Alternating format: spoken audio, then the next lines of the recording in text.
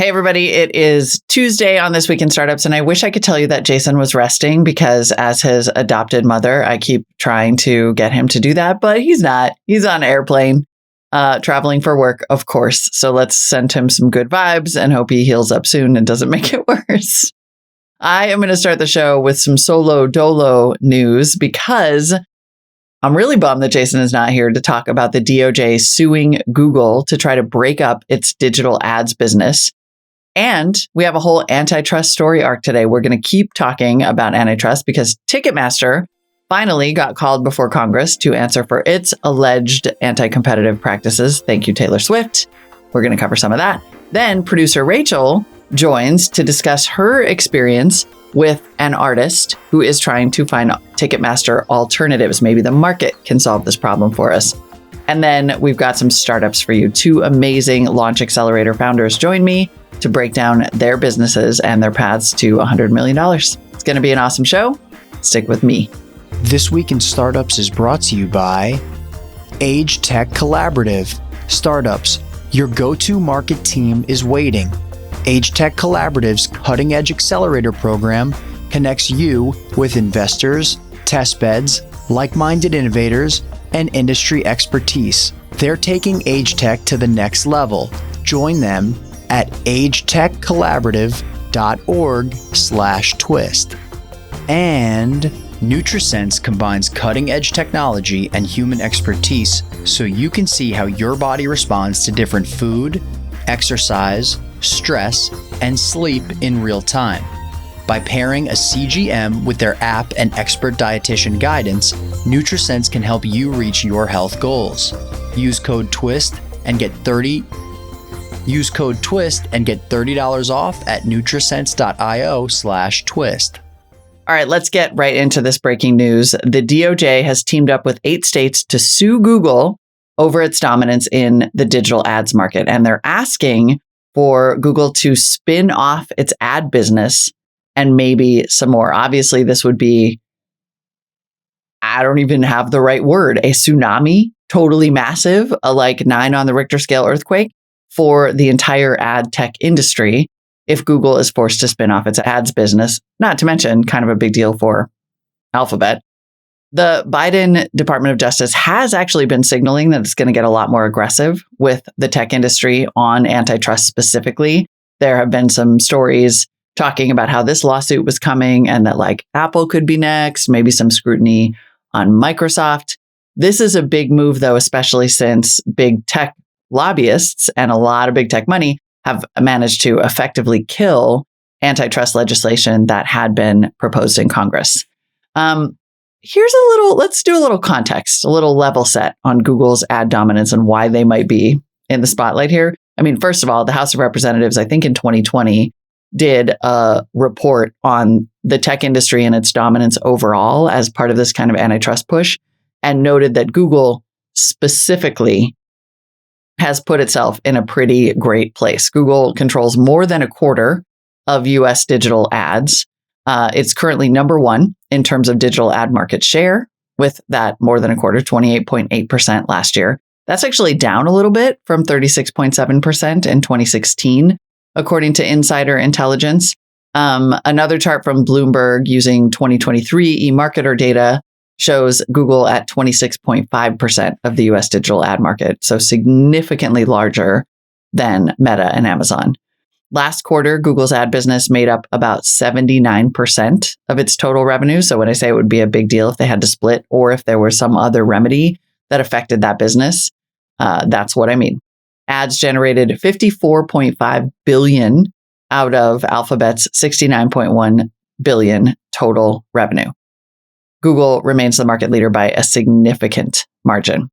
So the lawsuit basically says that Google controls the vast majority of the tools that are used for digital advertising and is, of course, one of the major places that those ads actually live, and that is all to the detriment of advertisers, publishers, and consumers.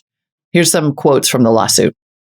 One industry behemoth, Google, has corrupted legitimate competition in the ad tech industry by engaging in a systematic campaign to seize control of the wide swath of high-tech tools used by publishers, advertisers, and brokers to facilitate digital advertising. Having inserted itself into all aspects of the digital advertising marketplace, Google has used anti-competitive, exclusionary, and unlawful means to eliminate or severely diminish any threat to its dominance over digital advertising technologies. The lawsuit also tries to explain how Google does this. I mean, going all the way back to, its acquisition of DoubleClick in 2000, I think. Here are a couple more quotes from the lawsuit. Google, a single company with pervasive conflicts of interest, now controls 1, the technology used by nearly every major website publisher to offer advertising space for sale. 2, the leading tools used by advertisers to buy that advertising space. And 3, the largest ad exchange that matches publishers with advertisers each time that ad space is sold. To understand this even more simply, the lawsuit actually quotes an unnamed Google ad executive who said the following, quote, "Is there a deeper issue with us owning the platform, the exchange, and a huge network?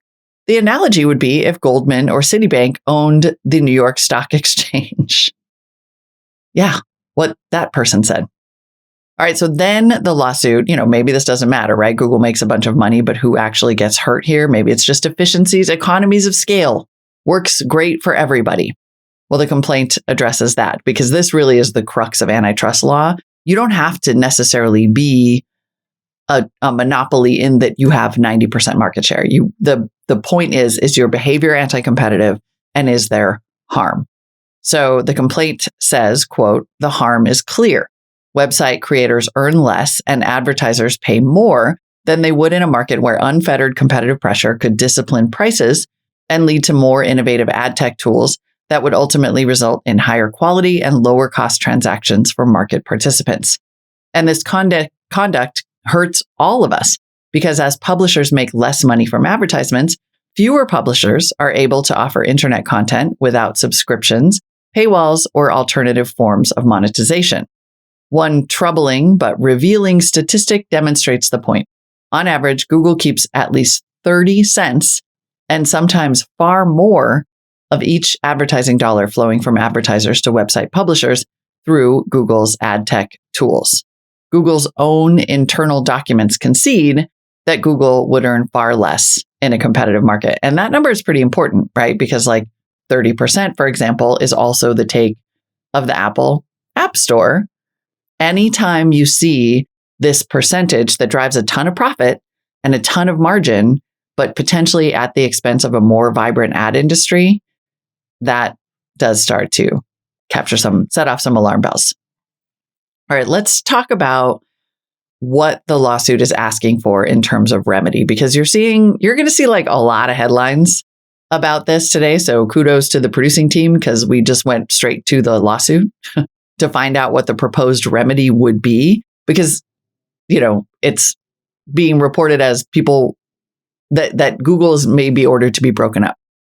Here's what it says. The remedy would be, quote, "Order the divestiture of, at a minimum, the Google Ad Manager suite, including both Google's Publisher Ad Server, DFP, and Google's Ad Exchange, AdX, along with any additional structural relief as needed to cure any anti-competitive harm." Clearly, that last sentence is pretty broad, any additional structural relief, but we should clarify that the lawsuit is not specifically calling for YouTube to be its own company or you have to dump Android. It's not necessarily about getting smaller.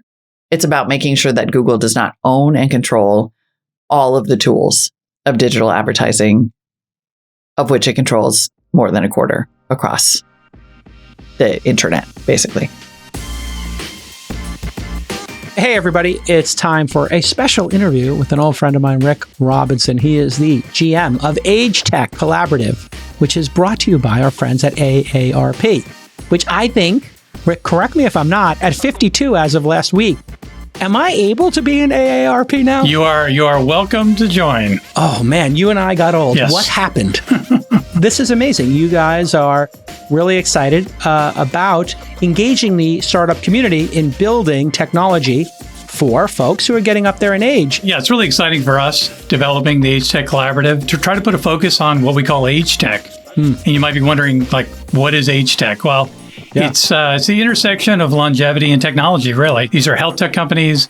These are fintech companies. These are wellness companies. Essentially, it's going to be almost every company because the market 50 plus is becoming so enormous that they can't be ignored. And then you've got a lot of people who are supporting that market, who can be any age. It's kind of a white space because not a lot of product developers and marketers and startups and investors have put a lot of focus on this, but it's huge and it's growing. In fact, it's around $8.5 trillion in terms of economic value in the US right now. All right, thanks, Rick. When you're selling into the 50 plus market, having a relationship with AARP gives you a bunch of credibility, of course. In the meantime, you can go learn more about the AgeTech Collaborative at agetechcollaborative.org/twist. And join us later in the program and you hear more about the AgeTech Collaborative and how they help innovative startups succeed. All right. And then remember, we mentioned earlier that this was the second major lawsuit that the DOJ has filed against Google in the last 3 years. Under the Trump administration in 2020, there was a lawsuit with 11 states over Google allegedly paying billions of dollars per year to make its search engine the default web browser on various devices. Now, of course, the last time any company truly faced the prospect of a breakup was the US versus Microsoft in 1998. In that case, the Justice Department alleged that Microsoft broke the law by bundling. Remember, we talked about bundling with Slack and Teams. The browser, Internet Explorer, with every copy of Windows to the detriment of competition among browser makers. Microsoft ended up settling that case, but there was a moment where they had initially lost, and there was an order saying that Microsoft had to spin off Windows as its own company. I don't know that we'll see anything that dramatic here. It's a big deal that the DOJ is filing these lawsuits, that they're going aggressively after these antitrust complaints. But I mean, I think we should point out that history indicates that it's unlikely there will be a dramatic fracturing of the business here. However, the sentiment is not on Google's side. So things could get pretty interesting. Jason, you cannot stop him from tweeting, even if he's sick or on a plane, had a tweet about what a broken up Google might look like and said, which we've said before, I think on the show, that could actually increase shareholder value, especially if YouTube, Android, or the ad platform were spun out. I mean, you can imagine that Google's ad business standing on its own would be worth a lot. If that became its own company, that would be pretty strong. But then the question is what happens to YouTube or even Google search if the ad market dramatically changes and its ability to leverage all of its own data. Because one of the things I think is interesting here is that the lawsuit doesn't address Google's data monopoly because there's not like a clean way to put that in antitrust terms, but it's a huge part of this conversation. The timing is also, I think, very interesting considering Google's layoffs, but also the rumors, which seem to be I've heard on another podcast today, people are talking about it as though this is a done deal, that Sergey Brin might be coming back to help lead Google into battle against Microsoft and ChatGPT and really return focus to its AI projects and how to commercialize them. It's interesting primarily because you have to think there had been stories about this coming for at least the last couple of weeks. So you have to think, this is not a surprise to Google executives, but it makes it tough. One of the things that happened with Microsoft during that long, long battle with the DOJ is that was considered a bit of a lost decade for Microsoft in terms of innovation. There was only so much they could do without getting themselves in more trouble. And on top of that, they were distracted. Like having a big lawsuit against you by the DOJ is extremely distracting. There's lots of discovery. You have to get your executives in to talk about what they knew and didn't know. You're combing through emails and you are limited in how aggressive you can be in terms of innovating, launching new products, trying to put, Microsoft and ChatGPT down before they even get started. This could be a really tough time for Google, both competitively, ironically, and in terms of fighting these antitrust and anti-competition lawsuits. So it's not an easy time for Sergey to be coming back. It also suggests that could be part of the reason. It's also, I got to point out, terrible timing considering that tech stocks were starting to creep back just a little bit. And that's over now. But although so far, I will say the impact of the lawsuit, back to what I was saying earlier about how history suggests it's not going to be like an immediate massive problem for Google. So far, the impact of the lawsuit on Google's stock price is pretty minimal. The stock is down about 2% today. The broader market is flat. Kind of goes to show you, I guess, maybe how seriously the market takes these lawsuits at this point. We could maybe hope that antitrust is real, or that enforcement is real, but it's a long road, and seems like the market so far is betting on Google here. Speaking of antitrust, though, it is kind of an interesting day in that department because Live Nation Entertainment, which is the entity that was formed after Live Nation merged with Ticketmaster back in 2010, is in front of Congress today in what appears to have been a very spicy hearing about its monopoly power, or at least its alleged monopoly power. And they're asking the question of whether the lack of competition in the ticketing industry has unfairly hurt consumers and artists. This is not new, of course. I mean, Pearl Jam has been trying to warn us about Ticketmaster since 1994, and that's even well before Ticketmaster and Live Nation merged. At that time, Pearl Jam actually sued Ticketmaster, claiming that it was intending to monopolize the ticketing service industry. In 1991, Ticketmaster had actually bought out its main competitor called Ticketron, which is an awesome name. Side note. The band highlighted that if you refused to work with Ticketmaster or the venues that they had exclusive ticketing deals with, then you were out of luck. And that was a big problem. But in 1995, the Justice Department closed its investigation. The Pearl Jam bill died. I think they lost their lawsuit. And now 30 years later, Taylor Swift has brought this all to our attention again. Not that we haven't been sitting here complaining about the fees the whole time, because we have. But now things might be getting more serious for Ticketmaster. Here's where it sits today. This is, again, 30 years ago, Pearl Jam was like, you're a monopoly. Since then, Ticketmaster, or the Live Nation Entertainment entity, now controls over 70% of the market for ticketing and live events. That is, again, not technically a monopoly, but the question is, are you engaging in illegal anti-competitive behavior? Ticketmaster is obviously not the only seller, but its large market share does give it a very dominant market position. And a lot of what this hearing was about today is the behavior. Does Live Nation retaliate against venues, for example, that don't use Ticketmaster, that use other ticketing systems? So the question really is buying the tickets, the venues, and then the actual entertainment. In 2010, when the merger was approved by the Department of Justice, they did require Ticketmaster to divest some of its business to competitors. Those divestitures did not lead to significantly more competition in the ticketing sector. And there was an interesting moment in the hearing today. Matt Stoller, who I love on Twitter, by the way, you should follow him. And he writes a newsletter called Big. He's been chronicling sort of anti-competitiveness and monopoly in the United States economy forever. He's the guy to go to. He said, in the Ticketmaster hearing, Senator Mike Lee asks why the Obama administration allowed the Live Nation Ticketmaster merger to happen. AAI's Kathleen Bradish gives a not very compelling answer that boils down to the DOJ was afraid of losing. Womp womp. See, again, this is why the stock market is not freaking out over this lawsuit against Google, because the DOJ's history here is not great.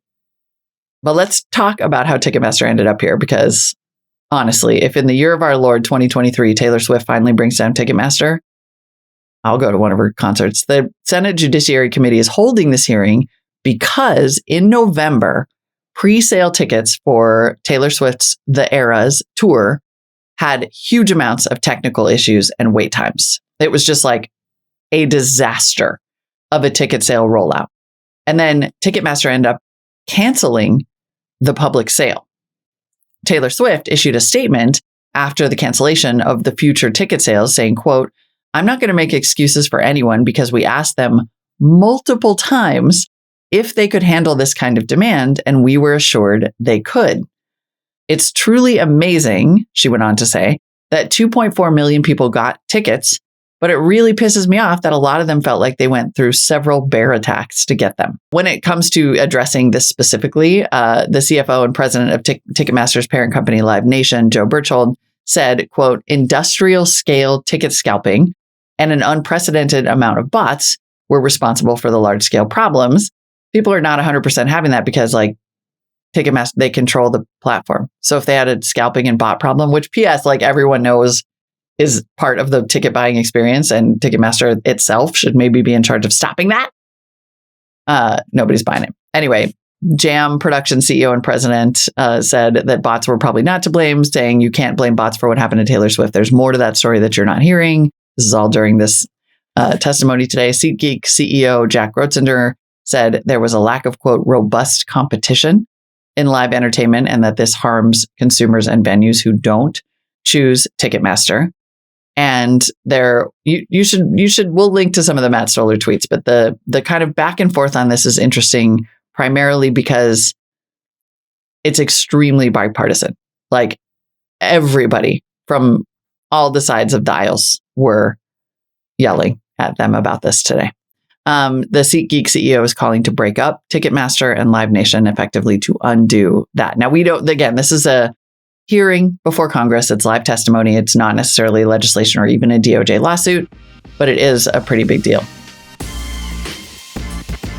Hey, everybody. It's time for a special interview with an old friend of mine, Rick Robinson. He is the GM of AgeTech Collaborative, which is brought to you by our friends at AARP. So how does the collaborative work? How do you help companies and investors kind of access these companies and these markets? So essentially what we do is we look for companies, we incubate them, we invest in them, and then we bring them into this new environment we call the AgeTech Collaborative community. So yes, we have pitch competitions that we run throughout the year, themed, and some of them are open mic style. And it's a way for us to source and find great early stage companies, usually pre-Series A. We invite some of them into our accelerator program, which is extremely high touch, 8 weeks, 4 times a year, where we bring in aging experts. We help get them best prepared to deliver their product or service to the market. And as I mentioned, we often invest in these companies, and then they graduate into the HeyTech Collaborative community, which is an online platform that makes up an ecosystem that we're developing that includes, of course, the startups, investors, testbed organizations, enterprises, and business services, all in this one online environment where they can support and draw from one another. Great. So there's an online community people can go visit. They can go visit that at agetechcollaborative.org/twist. agetechcollaborative.org/twist. And so if you want to build in that market, if you want to sell into that market, if you want to invest in that market, this is a great way for you to partner with AARP, correct? Absolutely. Yep. All right, let's talk about some competition. One alternative is Axis, which is a ticketing outlet for sports and entertainment that was founded by AEG. AEG is the second largest entertainment promoter behind Live Nation Entertainment. Live Nation, of course, is the largest, and they own Ticketmaster. So artists are starting to kind of rebel. And I know this thanks to producer Rachel, who is a country music fan. And she pointed out that Zach Bryan, who's a big country music star and popular songwriter, he's been super vocal about his thoughts on Ticketmaster on Twitter, and he is switching to Axis. So we pulled up some of his tweets about it. I mean, he has been no joke, right? Working class people can't even go to shows anymore at Ticketmaster, he tweeted in December.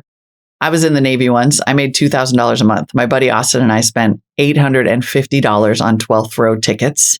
Why is this normalized? He said. It's Christmas time and it's nothing personal, Ticketmaster, but the homies are out and angry next year. Best year ever until next year, huh? Old Sons said I was done touring, but I got a few shows and have some things I need to prove to Ticketmaster. Fair prices for everybody. And so on and so forth. So he recently launched ticket sales on Axis, and Rachel went to buy them. And so we want to bring on Rachel Reporting to give us a firsthand account of the attempt. Hey there. Awesome. So yeah, I did not get Taylor Swift tickets. Did you try? Believe it or not. Were you caught up in that? Oh yeah, I tried. Okay, go back to that. What happened? My computer just I thought my computer couldn't have it as everybody on the Twist team knows, and now everybody else will know, I constantly have Wi-Fi problems. So I kind of thought it was like one of my Wi-Fi like shenanigans again. That's just because of your internet monopoly. That's different from your Ticketmaster monopoly. Totally different monopoly. Sorry, special. Mm-hmm. Yeah. But yeah, I didn't get the Taylor Swift tickets. My friends who didn't get tickets in Philly where they're from. They got tickets in Chicago and they were still $500.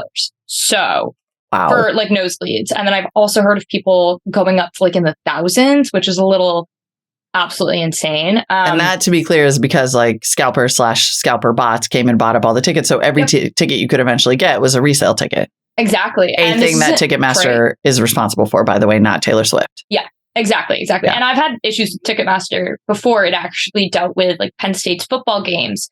And for all of my siblings that have gone to Penn State, including myself, you have to wait until like it hits midnight to try to get your tickets because of how buggy the site is. It crashes. Overall, just like a not great experience. And this past year, none of my siblings, 3 of them that go to Penn State, got tickets to any of the football games.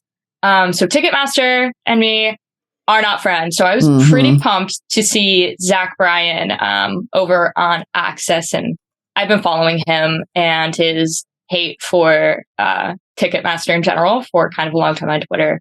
And I was able to purchase one of his pre-sale spots for $1 over on AXS. And it works.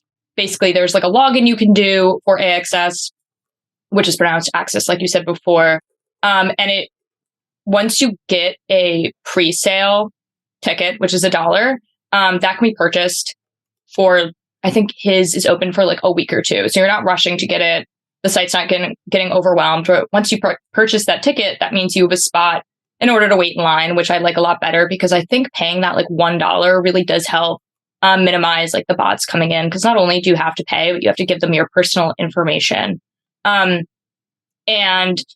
I think with $1, like that $1 placeholder, when you go in to get tickets, you can still buy 4 tickets. So it's not like you're spending $1 and like have the chance to only buy 1 ticket and you can't sit with your friends.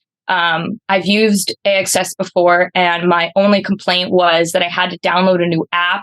But one time I couldn't load an AXS ticket on my app because I didn't load it before I got to the venue, and they still let me go up to a ticket booth and still claim my ticket and everything. So overall, I'm super pumped. I think Access is going to be like the main ticket company for a lot of events moving forward. Interesting. And it does seem like it really depends on artists making that switch. And then that was a big part of the conversation in the congressional testimony, was whether Live Nation, aka Ticketmaster, actually retaliates against artists who choose a different ticketing platform. So it'll be curious. So it takes like, I mean, it's great that Zach Bryan, for example, is like leading the way doing this, because that's it could be kind of scary, right? And these are concerts too that are held in like pretty big venues, one of which is like Red Rocks in Colorado, which is like a giant outdoor, really popular, beautiful stadium built literally into the Red Rocks. So that's really cool to see that like even venues, it seems to be pretty open. And again, if anybody else is interested in checking out their website, that is AXS.com. It's spelled access, but it's pronounced access. And I honestly feel like there's a lot of room in this space for startups to work in, though. As much as I prefer Access over Ticketmaster, there's still just a bunch of bugs. There's another startup that I have used before for more things like DJ sets and finding out about events near me, called Dice. Producer Justin was the person actually to show me that. So shout out to producer Justin. Dice is a London-based startup. And its big thing is it really does help you discover events, but it also does ticketing. It raised $122 million in its Series C back in September 2021. And that was at a $400 million valuation led by SoftBank. So that was pretty cool. But their customer service sucks. Like, it's really, really bad, in my opinion. I've had a ton of issues with them. And unlike Access, if your ticket isn't on your app before showing up to the venue, and if that venue doesn't have really good internet, you can't show your ticket, you're out of luck. It isn't one of those things where you can go up to the ticket booth and say, hey, listen, my app's not working. So Is there's a startup that wants to work in the space. Please. You don't screenshot all your stuff and put it in your photo album like a boomer? Oh, I screenshot the that's what email I do. confirmation. So Yes, that's I'm what an saved me aggressive with. screenshotter, Yeah. totally. Yeah, that saved me with AXS. But in the access situation, what happened is I didn't have it. I think I had to like reload the app. Like, after a while, an app gets undownloaded from your phone. Yeah, what the hell? Stop doing that, yeah. Apple. Yeah, that's what happened with me with them. And I actually accessed, the first time I ever used them was for a Mad Realities event, which is a New York-based, like a crypto dating show that was happening for a little bit, which was really cool. So yeah, if you're a startup, please. If you're a startup, get into the space. And luckily, now there's so much attention on Live Nation and the Ticketmaster hegemony that hopefully they won't be engaging in like wide scale anti-competitive practices like retaliating against you or making sure that you can't book a show at any of their venues. Right. So shout out to Zach Bryan for really taking action here as like an artist trying to get away from Ticketmaster. Shout out. Hopefully others will follow. I think we should go to a show. All right. Awesome. Thanks, Rachel, for the on the ground reporting. Thanks, Molly. Thanks. All right. And then now it is startup time. Next up, we have two awesome founders from the Launch Accelerator's 26th cohort. You're going to get those interviews back to back and learn all about these two amazing products with these amazing, energetic founders. Enjoy. That's coming up right now. When COVID hit, I was struggling with my weight. So I tried a continuous glucose monitor, CGM. You probably heard of them. And this product is called Nutrisense. And it helped me understand why I was gaining weight. And it helped me get my weight under control because I understood when my glucose was spiking. I sometimes stress eat cereal with whole milk would spike my glucose like you wouldn't believe. And then I'd have a small portion of full-fat ice cream like a Haagen-Dazs. And I was like, wait a second, I am having my glucose spike much lower. I would have thought the opposite. I would have thought the Haagen-Dazs was worse than a bowl of cereal. If you don't have the data, you can't manage it. With the data, you can manage it, and you will be able to learn how your body responds to these different foods. Here's how it works. The CGM, that continuous glucose monitor, it's a small device you put on your body, and it tracks glucose in real time. The application, it's painless. Then you scan your CGM, right? You look at it, you visualize the data, you start logging your meals, you take pictures, etc., and you're going to get expert guidance from a dietitian based on your goals. And that's how I learned about the sugar versus ice cream example I gave. Understanding this data will make it much easier to identify what you're doing well and where there's room for improvement. Let Nutrisense help you reach your full health potential. It was a big part of my journey. Visit Nutrisense.io/twist and use the code TWIST to save $30 and get 1 month of free dietitian support. Nutrisense.io/twist for $30 off and 1 month of free dietitian support. All right, everyone. The Launch Accelerator 26th cohort just wrapped up. And over the next few weeks, I will be interviewing all the founders from that cohort. Today, I'm very excited. I have Rhian Beutler, who is founder and CEO of Govalo. And Rhian, welcome. And congratulations on completing the accelerator. Thank you. Why don't you tell us in your own words what Govalo does? Well, I could tell you or I could show you, which I think might be even better. Exactly. In your own pictures, what Govalo does. That'd be great. Yes. So Govalo is reinventing the digital gifting experience, and we are a Shopify app. Okay. So meet Bobby. He's the VP of Commerce for Felix Gray, and they recently migrated from a custom CMS over to Shopify Plus. And they immediately started using the Shopify native gift card solution. Now, Bobby has a problem because the native gift card solution only allows the buyer to add the gift card to the cart. And that means that the buyer receives a gift card. The gift recipient never receives a gift card. So it's not really a gift experience at all. It's like this really disjointed, yucky experience. And it's like, and then people don't use gift cards. And it has this whole big cascading effect. And this doesn't work for Felix Gray, and this doesn't work for Bobby because gifting is a major component of their strategy. And so that's when they found Govalo. With Govalo, you're able to add a gift card, delineate the name, email, and then delivery date, as well as the gift note. And then what Bobby loves even more is what's under the hood, the advanced analytics, especially the redemption right there, the ability to scroll down and to see who's opened it. You can see that on the right.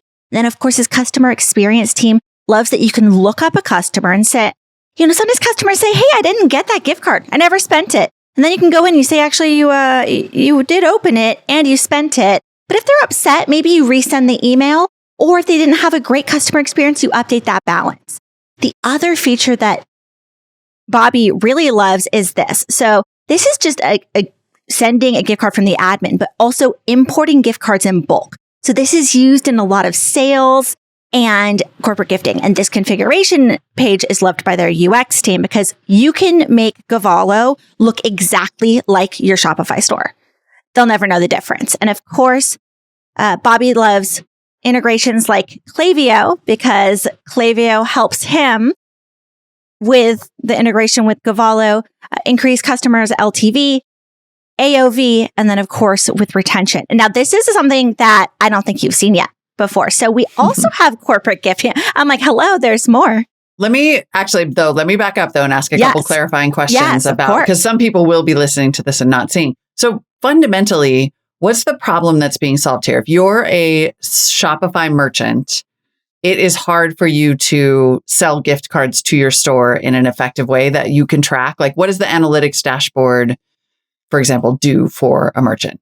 Absolutely. So the fundamental problem with the Shopify native gift card experience is that it's never a gift. It becomes this challenge where it gets sent to me, right? If I'm the buyer, it gets sent to me. I have to forward it to you, then I have to text you. And it's like this really awkward process. And that's gross and nobody likes that. But one of the components that really differentiates Govalo from any of its competitors is that advanced analytics, to your point. Yeah. And for instance, 57% of all gift card recipients never redeem their gift cards. Now, there's a way to fix that, right? And with Govalo, it's actually flipped it on its head. 75% of all of our gift cards that have been issued have been redeemed in year one. And we're attributing that to the fact that you can track the redemption right in the analytics. And also with our integrations with the email providers, Klaviyo, OmniSend, and Drip, to send out those reminder emails like, hey, remember that gift card you got? Hey, you've already shopped with us and you like X. Have you thought about using your gift card for Y? Right. And just reminding folks to use them, because that's a major problem with gift cards. It's not that we don't want to spend gift cards. It's that we forget we have them. And then they're, especially physical gift cards, they're like in our wallet or they're in our email. You forget them. And then all of a sudden, it's the pandemic. This is what happened to me. I open a drawer and there's 30 gift cards for my daughter's bat mitzvah. I was like, oh, forgot about shopping. Right. Let's go shopping. Just kidding. Everything's closed. And then how is, if say, 50% of those gift cards don't get redeemed, how is that? Is that a problem for the merchant? Like, is that just hanging out there for them on their balance sheet somehow? It is actually hanging out for them on their balance sheet, and it's not hanging out on the right side of their balance sheet. That's hanging out as a liability. And so there's this common misconception with gift cards that merchants should just sell the gift cards and get that cash in. But the reality is, with Govalo, when you redeem a gift card, on average, their AOV goes up $70, which is higher than the national average. For anybody who doesn't know. Oh, yes, of course. We love our acronym soup in commerce enablement. Average order value. Got it. Thank you. Yeah, great. Yeah. So not only is the merchant, they're getting $70 more than what they would have gotten before. Right. And so I always challenge merchants to flip their thinking on its head and say, no. It's not about the $50 you just made. It's about the $70 you're going to make. And it's about winning that customer over for life, especially in this world where, we've had our iOS changes and we're headed towards a cookieless future. The more data we can get and the more buyers we can bring in and retain, the better. So, got it. So you're a Shopify merchant, you need to first and foremost be offering gift cards. Yeah, and this absolutely. Is a way to do that, right? Like baseline. This is a way to at least to start doing that. Yes. And then most of the time when merchants offer gift cards or whatever Shopify's built-in tool for that just is not full featured enough to actually get the merchant all that they could be getting from this gift card experience. Absolutely. Absolutely. Enter Govalo. Okay. And then you are, and because you are like Shopify expert galore, Yes. the queen of Shopify. Tell us, you're a Shopify Plus certified app. Tell me why that's important. Okay, so that's super important. So Shopify Plus certified app means that we hold special insurances. We've been technically diligenced multiple times. We hit all of these thresholds. And it's also important because there's only 98 of us. So the last class, which is the one I was in, it was us and Zendesk. And I did think at the time, I was like, wow, that's a heck of a person, a heck of a brand to be next to, because they're a publicly traded company and they're crushing it. And it just means that if you're a Shopify Plus certified app, it's an app that is trusted, and it's an app that Shopify Plus, when they're selling into enterprise, that they're recommending you. And they know you're stable, they know you don't have downtime, and they know you give flawless customer service. So, there's 8,000 plus Shopify apps in general, but there's only 98 of us. Amazing. And then tell me how you make money. So we make money in 2 ways. One, we have a SaaS fee, although I will caveat, we do have an essential plan, which has $0. It's a fairly limited plan, though, in terms of functionality. But you know what? It gets you in the door. And if you're a smaller mom and pop shop, that's the one you should start on. We do it, and we do a take rate, right? So we do, for the essential plan, a 2.9% take rate. That means if you issue a $100 gift card, we make $2.90. Okay. And then we have premium plans, enterprise plans, and yeah. Got it. So a SaaS fee, assuming that a merchant subscribes, and then a take rate, whether they subscribe or not. You have a take rate no matter what on every even on the premium plans? Yes, we have a take rate no matter what. Perfect. They just go down depending on which plan you're on. Right. And then, our classic accelerator question, of course, for every founder is, what's your path to 10 million and $100 million? Absolutely. I love this question. So this year we're taking on backwards compatibility in terms of point of sale, which sounds nerdy because it is. So basically there's a lot of folks out there who have like a business mullet situation going on. So inside of their brick and mortar, right? And we're seeing this return to retail, and Shopify has signaled a return to retail. And so they have Square in their store, but they have Shopify e-commerce, right? Okay. Solution. If you buy a gift card on Square, you cannot use it on Shopify, and vice versa. So then the merchants offer gift cards nowhere. Okay. So that's a problem. That seems bad. Yeah. That seems bad. It seems like gift cards wouldn't be appealing then. So that's what we're aiming to solve this year. So this is that's going to get us over into the $10 million range. That and what's coming after that, which is kind of our Stripification moment, which is a platform agnostic API. So we want all SMBs to have access to this functionality. It's super important to us. We want them to have it, but as of right now, there's a lot of limitations in terms of platforms and how the infrastructure works. Now, what happens next after that, and what I'm really excited for, is we're kind of taking on Blackhawk. So for those of you who are like, what is Blackhawk and why should I care? Blackhawk are the people that power Target gift cards, Kohl's gift cards, basically all the gift cards. I think Amazon is powered by Synchrony. Either way, though, if you get a big gift card, like from, a grocery store off the side, that is probably powered by Blackhawk or Synchrony. But there is nobody providing stored value cards, which is another word for a gift card, to SMBs. That work in a way, right? You know how you can get those cards? It's like, oh, you can go to Chili's or TGI Fridays or the conglomerate. The whole rack of them that you see like at Target. Yeah. Yeah, you can't do so. But it's like, well, what if, Fellow, which is one of our merchants, wants to start working with Chamberlain Coffee and offer a gift card that covers both? They can't. Oh, I see. See, this is where I don't want them to hear this. Yeah, I know, kind of, right? But a little bit. I know. That's it. That's the path. It's really important that SMBs have that access because SMBs are the backbone of our society. Yep. 100%. Rhian Beutler. This is why I'm obsessed with Rhian, you guys, founder and CEO of Govalo. Congratulations, and can't wait to hear more from you. Thank you so much for having me. Thank you. All right. Daniel Sakhai is the founder of HeyHire and was part of the Launch Accelerator's 26th cohort, which just graduated. And Daniel started HeyHire back in 2018. Of course, over the next few weeks, I'll be talking to all of our accelerator founders. Daniel, welcome and congrats on completing the course. Thank you. Appreciate it. And it's great to be here. Daniel, tell me in your own words, what does HeyHire do? So HeyHire helps businesses hire hourly workers. What we do is we focus on a few things to help them find the right employees. A very big problem that most of these businesses have been facing is finding the job seekers that are actually local to their place of business and then communicating with them. So what we do is we allow the business to post their positions to attract actual local job seekers. To do that, they can post our QR code banners at the place of business. They can post it on their social medias and their website.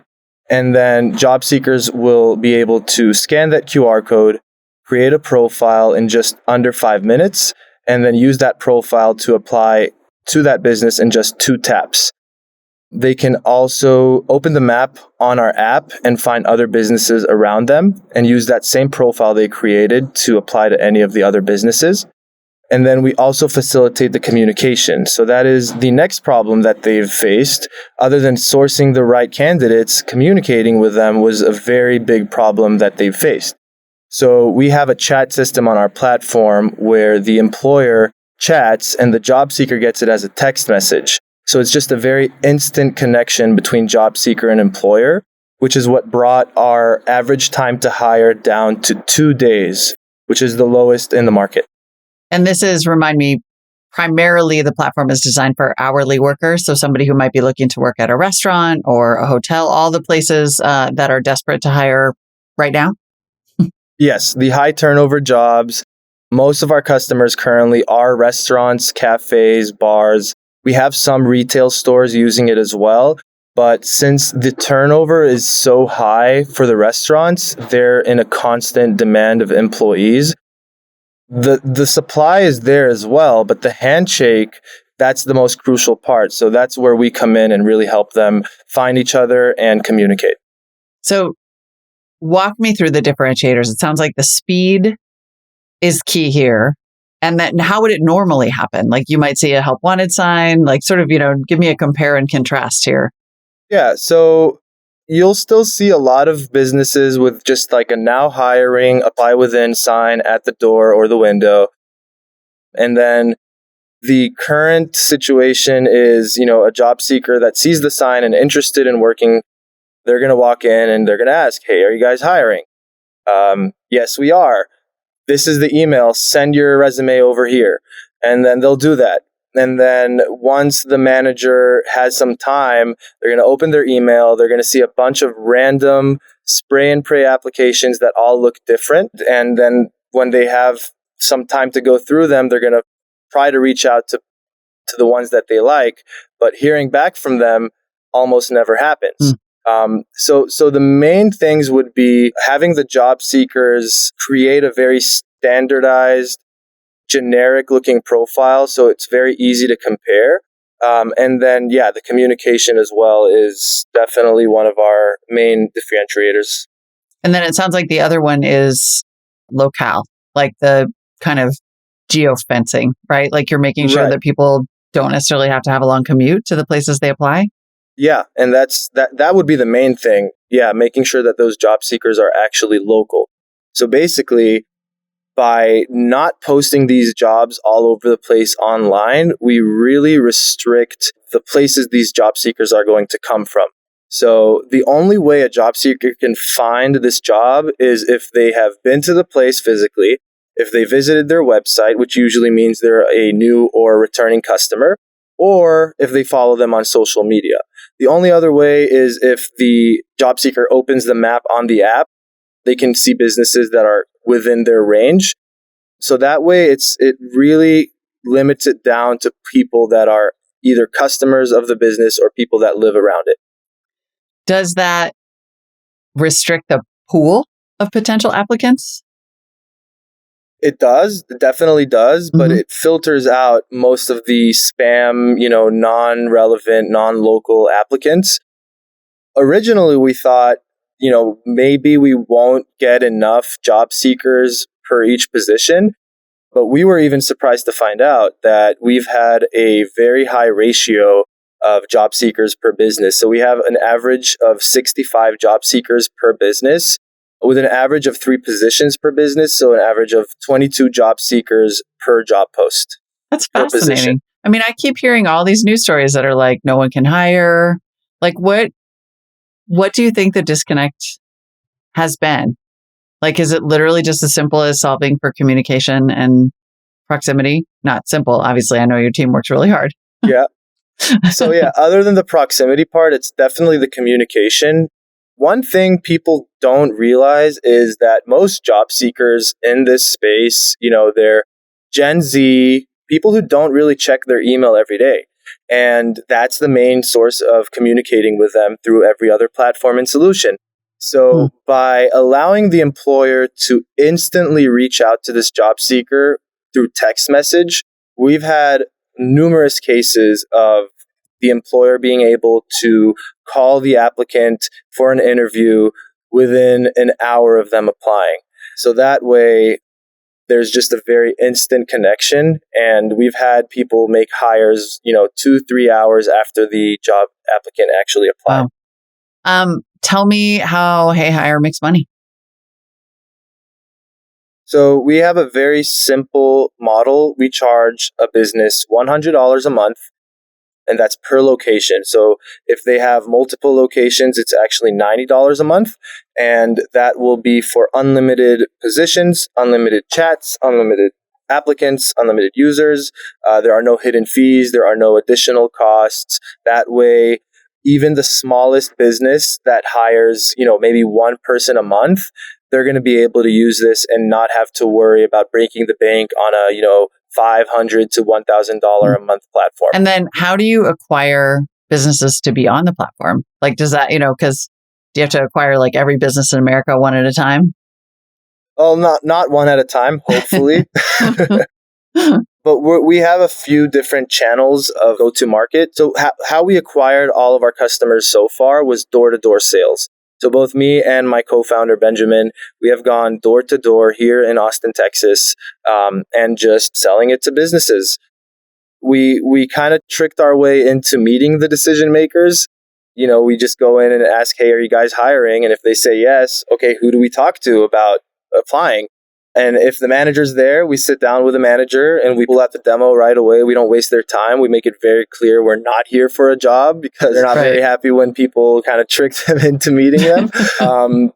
But it's working. We've had a very good conversion rate of 25% on every manager that we've met.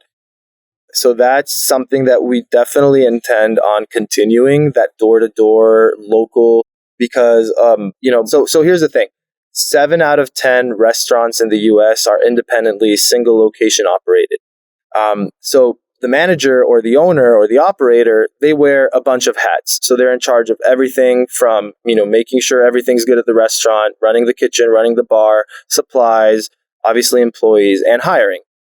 So a lot of them don't really have time to look at their emails and go through all of these spam companies trying to sell them their product. So one thing we've noticed is if you're at the place of business and if you're there sitting with the decision maker, you have a way higher chance of closing them. So that's been our strongest working strategy for now.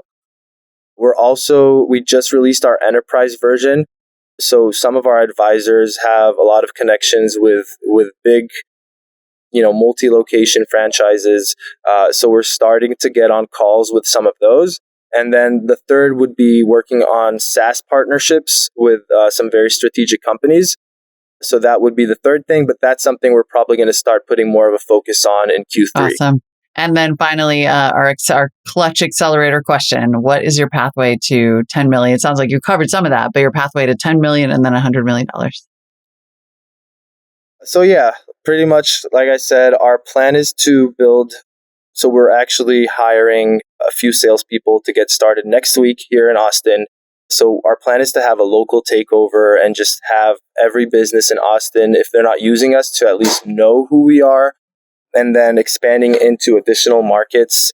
You know, we want to have a steady growth. We don't want to grow too fast because we want to stay loyal to our customers. So other than building local sales teams, it is working with those strategic SaaS partnerships and hopefully closing an enterprise deal this quarter. We're already talking to a few. So those would be the main things that we're going to do in order to reach 100 million in ARR. Amazing. Daniel Sakhai is the founder of HeyHire, and we look forward to hearing more from you. Thanks so much for the time. Thank you. Thank you, Molly. It's been a pleasure. All right. Thanks for listening, everybody. Please continue to send Jason your well wishes. And if you want to help us out, which I'm sure he would appreciate, if you love This Week in Startups, please help us out by taking our listener survey at thisweekinstartups.com/survey. To entice you, we are giving away 10 $50 Amazon gift cards to random responders. Please fill out the whole thing. The half responses unfortunately don't count. It only takes a couple of minutes. We've already had hundreds of responses. Thank you to those of you who have jumped on this already. We would love to have thousands because we want to have better data on who listens to the show. We really, really appreciate it. And we'll see you back here tomorrow.